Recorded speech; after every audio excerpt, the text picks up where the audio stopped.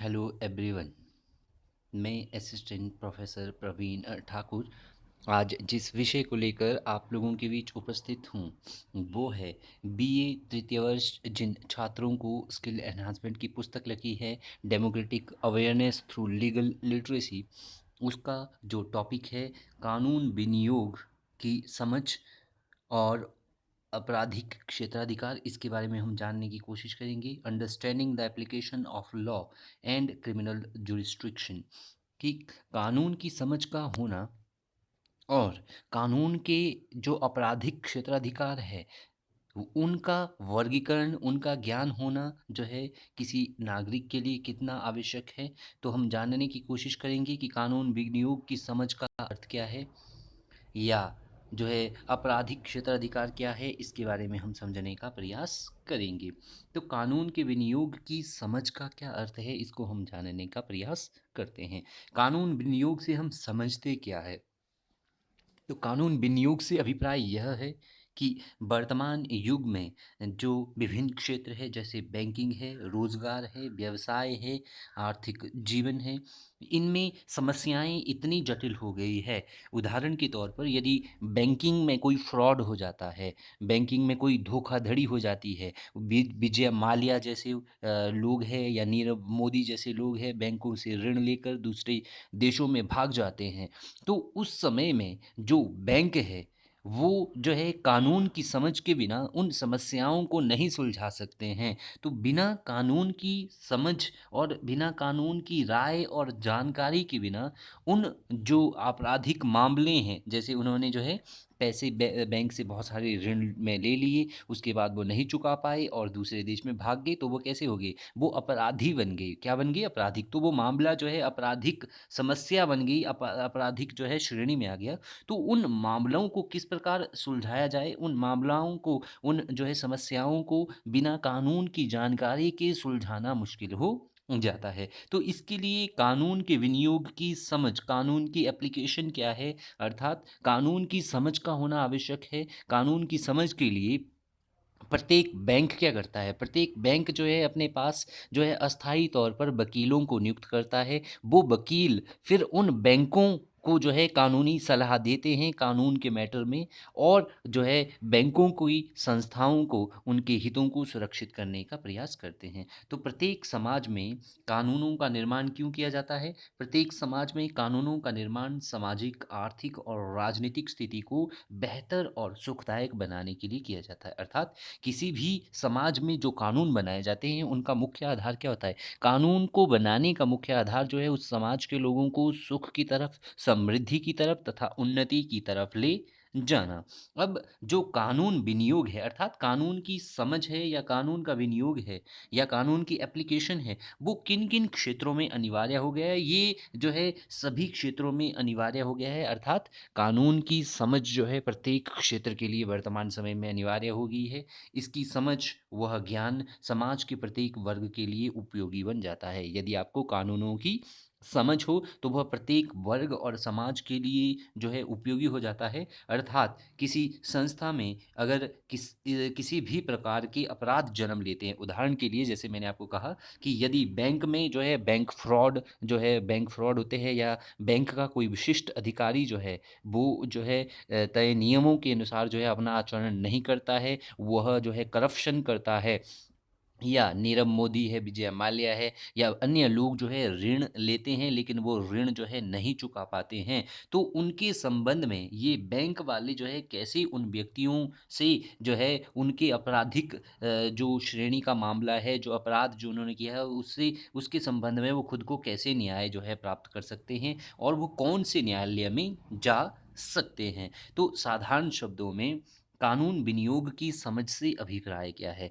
कानून विनियोग की समझ से अभिप्राय है कि समाज में जो संस्थाएं हैं वो जो है, चाहे वो बैंक हो, चाहे वो अन्य कोई भी क्षेत्र हो, वहाँ पर जो है, जैसे बैंक है, बैंक जो है कानूनी मैटर्स में अपने लिए कुछ एक अस्थायी तौर पर वकील जो है हायर कर लेता है। फिर वो वकील जो है बैंकों की जो है आधार पर बैंकों के बिहाफ़ में जाकर जो है न्यायालय में याचिका दायर करते हैं और जो है अपराधियों को दंड देते हैं, जिससे उस संस्था का जो कार्य करने की शैली है वो जो है सही रहती है। तो आपराधिक क्षेत्राधिकार क्या है? अभी तक मैंने आपको बताया कानून के विनियोग की समझ क्या है, अर्थात कानून की समझ जो है या कानून की एप्लीकेशन की समझ जो है किसी संस्था को होना क्यों ज़रूरी है? क्योंकि उस संस्था के अंदर हो सकता है कि कई प्रकार के अपराध जन्म लें, तो उन अपराधों को किस प्रकार निपटाया जा सके, इसके लिए कानून की समझ कि किस न्यायालय में आप जा सकते हैं, वकील जो है आपके बिहाफ़ में जाएँगे, उसके लिए जो है इसकी समझ होना बहुत ज़रूरी है। अब हम समझते हैं आपराधिक क्षेत्राधिकार है क्या? तो आपराधिक क्षेत्राधिकार से अभिप्राय अपराधों के संबंध में उनके क्षेत्र, वह उनके वर्गीकरण के आधार पर कौन-कौन से न्यायालय में अपराधों के संबंध में याचिका का दायर की जा सकती है और निर्णय लिया जा सकता है, इसका ज्ञान जो है आपराधिक क्षेत्राधिकार में आता है। अर्थात कि अपराध की प्रकृति, जो अपराध किया है, अगर किसी ने चोरी की है, चकारी की है, धोखाधड़ी की है, तो वह उसको जो है किस न्यायालय में ले जाया जा सकता है और उसको जो है कितना दंड मिल सकता है उस अपराध को करने के पीछे। और वह किसका क्षेत्राधिकार है? क्या वह जो है सर्वोच्च न्यायालय का क्षेत्राधिकार है? क्या वह जुर्म जो है उच्च न्यायालय का क्षेत्राधिकार में आता है? क्या वो जुडिशियल मजिस्ट्रेट के पास आता है? क्या वह जो है महानगरीय जुडिशियल मजिस्ट्रेट के पास आता है? तो प्रत्येक न्यायाधीश को अपने न्यायालय के क्षेत्राधिकार को जानना ज़रूरी है। कोई भी न्यायाधीश हो, कोई भी जज हो, उसको अपने न्यायालय का क्षेत्राधिकार कि उसके न्यायालय का क्षेत्राधिकार कहाँ तक है, अर्थात वह किन-किन मामलों में जो है निर्णय दे सकता है, इनकी जानकारी होनी बहुत ज़रूरी है। तो आपराधिक क्षेत्राधिकार में अपराध की प्रकृति के आधार पर या जो है अपराध से संबंधित जो अभियोग है, अपराध की प्रकृति के आधार पर या अपराध से संबंधित जो अभियोग है, उनको जो है याचिका, उनके संबंध में याचिका दायर करने के लिए सर्वोच्च न्यायालय, उच्च न्यायालय, सेशन जज, मुख्य दंडाधिकारी, मुख्य महानगरीय दंडाधिकारी, सहायक सेशन जज जो है, क्रिमिनल प्रोसीजर कोड सीआरपीसी, जिसके तहत जो है क्राइम से संबंधित प्रत्येक प्रकार के जो क्राइम से संबंधित जितने भी जुर्म है, उनसे संबंधित कानूनों का प्रावधान क्रिमिनल प्रोसीजर कोड के तहत जो है स्थापित किया गया है। तो क्रिमिनल प्रोसीजर कोड के तहत जो आपराधिक क्षेत्राधिकारों से संबंधित जो न्यायालय है, जहाँ पर जो है कोई संस्था या व्यक्ति जो है अपने को न्याय दिलाने के लिए जा सकता है, वो सर्वोच्च न्यायालय है, उच्च न्यायालय है। इसके अलावा सेशन जज है, मुख्य जो है न्यायालय दंडाधिकारी है और मुख्य महानगरीय जो है दंडाधिकारी है, सहायक सेशन है। तो सीआरपीसी में बताया गया है कि एक व्यक्ति के साथ यदि धोखाधड़ी होती है, संस्था के साथ धोखाधड़ी होती है, तो वो किस एक्ट के तहत या कौन से सेक्शन के तहत जो है कौन से न्यायालय में याचिका दायर कर सकता है। तो कानून के विनियोग की समझ, अर्थात कानून की समझ जो है विभिन्न-विभिन्न क्षेत्रों में कैसे जो है उस क्षेत्र की संस्था को अपना कार्य अच्छे करने के लिए प्रेरित करती है और वहाँ पर हो रही अपराधों को जो है निपटाने में सहायता करती है। तो सबसे पहले हम समझते हैं कानूनों बैंकों में जो है कानून के विनियोग की समझ क्यों ज़रूरी है, अर्थात वर्तमान समय में जो बैंक है वो लोगों को जो है लोगों को सुविधा प्रदान करते हैं कि लोग अपनी सेविंग डिपॉज़िट करें, वहाँ से जब उनको पैसों की ज़रूरत हो वो लोन लें या इसके अलावा वो अन्य प्रकार की सुविधाओं का फ़ायदा यहाँ से उठा सकते हैं। तो बैंकों में कानून विनियोग की समझ क्यों ज़रूरी है, अर्थात बैंकों में जो संस्थाएँ हैं, उनको जो है कानून विनियोग की समझ क्यों ज़रूरी है? वर्तमान समय में प्रत्येक संस्था को संचालित करने वाले व्यक्ति को कानून की राय अर्थात वकीलों की आवश्यकता पड़ती है। तो वर्तमान समय में जितनी भी संस्थाएँ हैं, जो कार्य कर रही है, उनके लिए जो है कानून की राय अर्थात वकीलों की आवश्यकता प्रत्येक संस्था को पड़ती है। इसके लिए जो है ये संस्थान योग्य वकीलों को अस्थायी तौर पर नियुक्त करते हैं। तो वर्तमान समय में जितने भी बैंक हैं, चाहे वो रिज़र्व बैंक ऑफ इंडिया हो, चाहे वो स्टेट बैंक ऑफ इंडिया हो, चाहे वो आरबीआई हो, चाहे वो जो है पीएनबी हो, है ना? या इसके अलावा जो है पीएनबी के अलावा कोई और संस्थाएँ हो, तो प्रत्येक ये बैंक जो है एक अस्थायी वकील, एक अस्थायी लॉयर नियुक्त करते हैं। ये क्यों नियुक्त करते हैं? ताकि बैंकों में जो धोखाधड़ी करने वालों के विरुद्ध जो है कानूनी कार्यवाही करने के लिए वकील बैंकों की सहायता करते हैं। अर्थात यदि इनके बैंकों में आरबीआई या SBI, state bank of India, PNB या दूसरे बैंक है आईसीआई, एचडीएफसी बैंक है, यदि कोई व्यक्ति जो है बैंकों से धोखाधड़ी करता है, यदि वो बैंकों से लोन लेता है उसको नहीं चुकाता है, तो उस व्यक्ति पर कानूनी कार्यवाही करने के लिए, क्योंकि बैंक को तो कानून की इतनी जानकारी नहीं होगी, बैंक के जो वरिष्ठ अधिकारी है, ठीक है, तो वो एक वकील हायर करते हैं और वो वकील जो है बैंक के बिहाफ में उस व्यक्ति के विरुद्ध जो है कानूनी कार्यवाही करने के लिए वकील जो है बैंकों की सहायता करते हैं और उन्हें जो है किसको, बैंकों को वो कानूनी परामर्श देते हैं कि यदि किसी व्यक्ति ने ऋण लिया था वह नहीं चुकाया है, जैसे विजय माल्या है या नीरव मोदी है या दूसरे व्यक्ति जो ऋण लेते हैं नहीं चुकाते हैं, तो उन जो है व्यक्तियों के संदर्भ में वो कौन से कोर्ट में जो है बैंकों की ओर से न्यायालय में पेश होते हैं, तो वो बैंकों की ओर से न्यायालय में पेश होंगे। अगर बैंक के वरिष्ठ अधिकारी धोखाधड़ी करते हैं, ठीक है, तो उनके खिलाफ भी, या विजय माल्या हो चाहे नीरव मोदी हो, इन्होंने बैंक में घोटाले किए, तो ऐसी अवस्था में वकील और न्यायाधीश का कानून वह न्याय व्यवस्था को बनाए रखने के लिए महत्व बढ़ जाता है। तो ऐसी अवस्था में जब जो है बैंकों में फ्रॉड होते हैं, तो वकील और न्यायाधीश का न्याय व्यवस्था बनाए रखने के लिए इनका महत्व बढ़ जाता है। तो कानूनों को बैंकों तथा संबंधित संस्थाओं में लागू करवाने में उनकी भूमिका सराहनीय है। तो हम समझते हैं, इससे हमें पता चलता है कि कानूनों में, अर्थात बैंकों में जो है कानून के विनियोग की समझ का होना कितना ज़रूरी है। अर्थात जितनी भी संस्थाएं हमारे समाज में काम कर रही है बैंकों के तौर पर या दूसरी संस्थाएं, तो उनमें कानून का होना या कानून की समझ का होना जो है उस संस्था के लिए जो है बहुत प्रभावशाली होता है और उसके लिए जो है उसके हित में काम करता है। दूसरा है उद्योग धंधों में। वर्तमान समय में प्रत्येक नागरिक जो है किसी न किसी उद्योग धंधे में कार्यरत है, तो उन उद्योग धंधों में कानून के विनियोग का लागूकरण की समझ क्या है, अर्थात उन उद्योग धंधों में जो है कानून किस प्रकार लागू होते हैं। ठीक है, भारत में उद्योग धंधों की कठिन जो है समस्याओं को सुलझाने के लिए वकीलों वह कानून की भूमिका जो है महत्वपूर्ण रही है। अर्थात उद्योग धंधों में भी जो है बहुत कठिन समस्याएं होती है। यदि उद्योगपति जो उद्योगों के मालिक है, यदि वो अपने मजदूरों को जो है उचित वेतन नहीं देते हैं, अगर उनसे जो है तय सीमा से अधिक उनसे काम करवाया जाता है, अगर किसी मजदूर से उसकी इच्छा के विरुद्ध जो है जितना उनका निश्चित घंटे का काम है उससे अधिक काम करवाया जा रहा है, तो वो अपने अधिकारों की रक्षा जो है अपनी जिन जो है संस्थाओं के वो कर्मचारी होते हैं, उदाहरण के लिए जैसे जो है CITU है, centre for Indian trade union है, SITU है, all India trade union Congress है, तो इनके अंदर जो लेबर है, अगर वो किसी संस्था में काम कर रही है और वहाँ पर उनका शोषण हो रहा है, तो ये संस्थाएं जो है उनके हितों का जो है संरक्षण करती है। ठीक है, वो जो है उद्योगपतियों के खिलाफ ये मजदूर जो है वकील हायर करते हैं, वकीलों को हायर करते हैं और अपने हितों को सुरक्षित करने के लिए जो है न्यायालयों की शरण में जाते हैं। तो इनके जो झगड़े हैं, जो उद्योग धंधों में जो झगड़े हैं, चाहे वो मिल मालिकों और मजदूरों के हो, इन झगड़ों को सुलझाने के लिए वकीलों वह कानून की भूमिका महत्वपूर्ण रही है।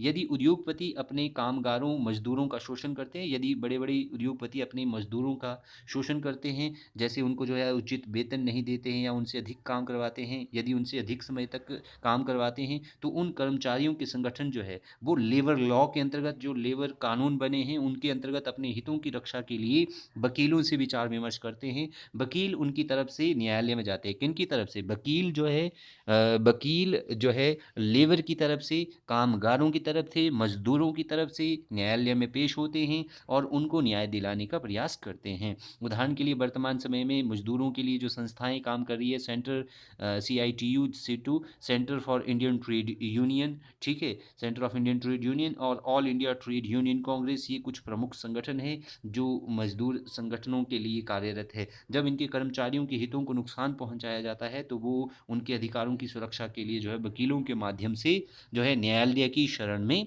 जाते हैं। तो जो सामाजिक क्षेत्र है, उद्योग धंधों में भी कानून के विनियोग की समझ बहुत अधिक बड़ी है। इसके अलावा सामाजिक अन्याय से लड़ने के लिए भी कानून की समझ, कानून का विनियोग, कानून की समझ अगर आपको होगी तभी आप जो है सामाजिक अन्याय से लड़ सकते हैं, क्योंकि प्रत्येक व्यक्ति समाज में रहता है और प्रत्येक व्यक्ति चाहता है कि उसे न्याय प्राप्त हो। उसे न्याय कब प्राप्त होगा? जब उस व्यक्ति को जो है कानून की जानकारी होगी। तो इस सामाजिक अन्याय से लड़ने के लिए, ताकि लोगों को अन्याय का सामना ना करना पड़े समाज में, इसके लिए जो है कानून बनाए गए हैं, उन कानूनों की समझ का होना बहुत ज़रूरी है। तो सामाजिक अन्याय को रोकने के लिए अनेक प्रकार के एक्ट बनाए गए हैं, अर्थात समाज में प्रेवलेंट जो अन्याय है, चाहे वो जाति प्रथा हो, चाहे वो दहेज प्रथा हो, चाहे वो जो है अल्पसंख्यकों के अधिकारों का हनन क्यों ना हो रहा हो, तो उनको दूर करने के लिए एक्ट बनाए गए हैं जो लोग सभी लोगों के हितों के कार्य कर रहे हैं, सभी लोगों के हितों में कार्य कर रहे हैं।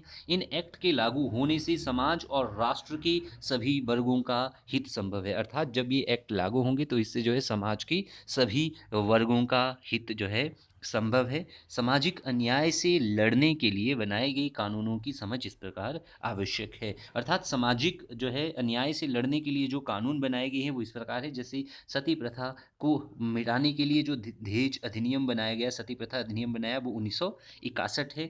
ठीक है, तो ये जो है सामाजिक अन्याय था। सती प्रथा जो है सामाजिक अन्याय पर आधारित थी, जिसमें जो है स्त्रियों से यह अपेक्षा की जाती थी कि जब उनके जो पति है वो स्वर्ग सिधार जाते थे तो उनके बाद उनको भी जिंदा जलना पड़ता था, जो एक प्रकार का सामाजिक अन्याय था। तो इसको जो है मिटाने के लिए सती प्रथा अधिनियम 1961 लाया गया।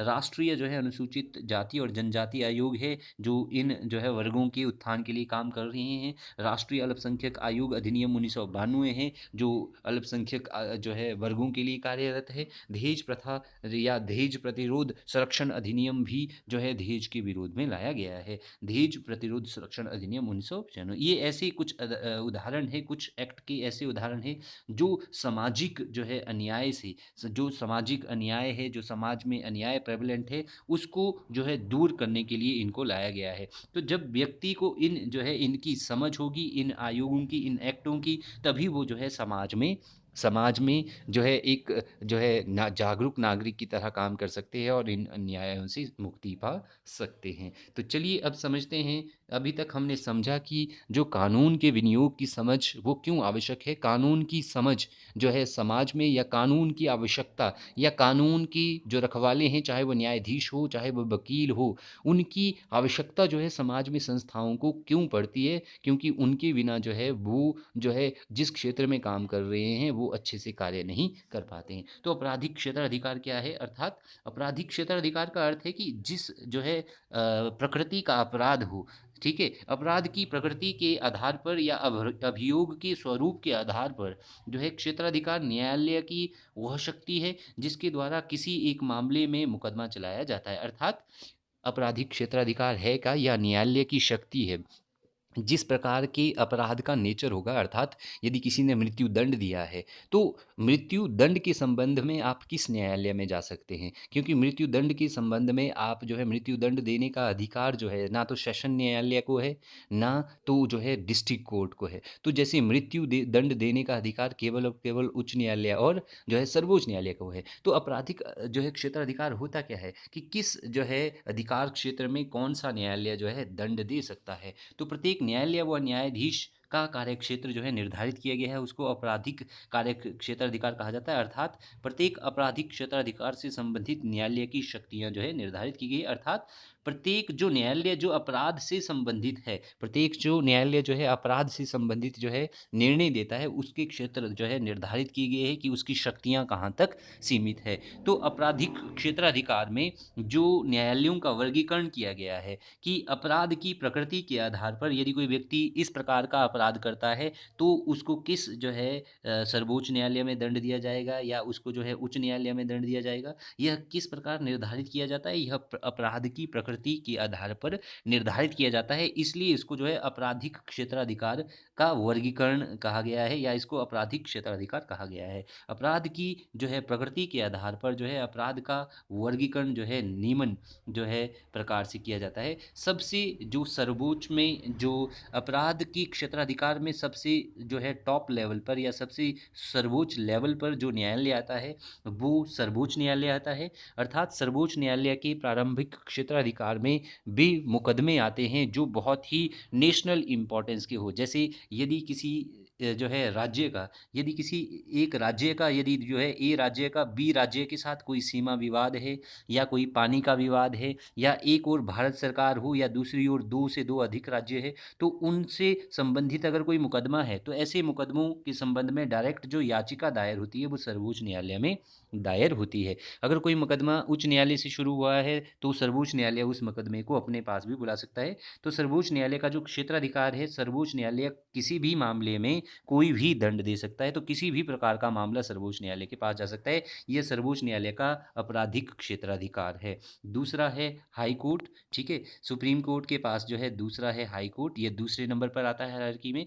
तो सुप्रीम कोर्ट सॉरी प्रत्येक राज्य में, ये जो है प्रत्येक प्रदेश में जैसे हिमाचल प्रदेश है, हिमाचल प्रदेश की राजधानी जो है शिमला में जो है हिमाचल का जो है डिस्ट्रिक्ट सॉरी शिमला का जो है हाई कोर्ट है, हिमाचल का हाई कोर्ट है। और हमारा जो सुप्रीम कोर्ट है वो एक है, वो दिल्ली में है। और प्रत्येक राज्य की जो राजधानी होती है वहाँ पर जो है, जैसे शिमला हिमाचल का जो है शिमला में है, पंजाब और हरियाणा का जो है चंडीगढ़ में है, इसके अलावा जो है बिहार का जो है बिहार में है। तो प्रत्येक जो है राज्य का जहाँ पर राजधानी है वहाँ पर जो है एक उच्च न्यायालय होता है। और उच्च न्यायालय जो है कोई भी प्रकार का दंड दे सकता है, ये उसका आपराधिक क्षेत्राधिकार है।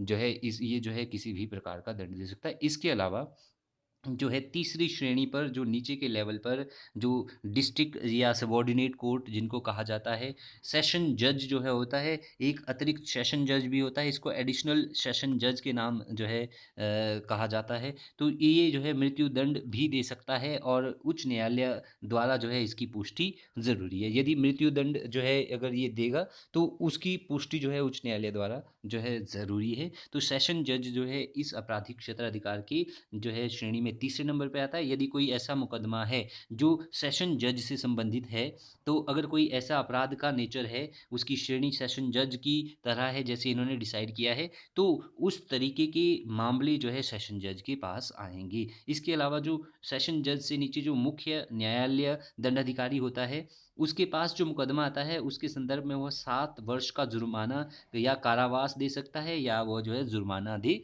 सकता है। अगर कोई मामला जो है मुख्य न्यायालय दंडाधिकारी के पास आता है, तो वह क्या कर सकता है, वह 7 वर्ष का जुर्माना दे सकता है उस अपराध के संदर्भ में, और कारावास दे सकता है और जुर्माना दे सकता है। दूसरे नंबर पे आता है मुख्य महानगरीय, महानगरों में जो है मुख्य महानगरीय अधिकारी आता है, ठीक है। इसके पास जो आपराधिक क्षेत्राधिकार के संबंध में जो अधिकार है, यह 7 वर्ष का कारावास दे सकता है। इसके अलावा आता है सहायक सेशन जज। तो सहायक सेशन जज का जो आपराधिक क्षेत्राधिकार है, जिन मामलों में वह दंड दे सकता है, उन मामलों में अधिक से अधिक वह दंड जो है दे सकता है। वह जो है 10 वर्ष का जो है दंड दे सकता है ना। 7 वर्ष का जो है सॉरी वह जो है 7 वर्ष का दंड दे सकता है, और वह कारावास और दंड भी दे सकता है। इसके अलावा आपराधिक क्षेत्राधिकार में जो अन्य जो प्रकार है वो है न्यायपरक दंडाधिकारी।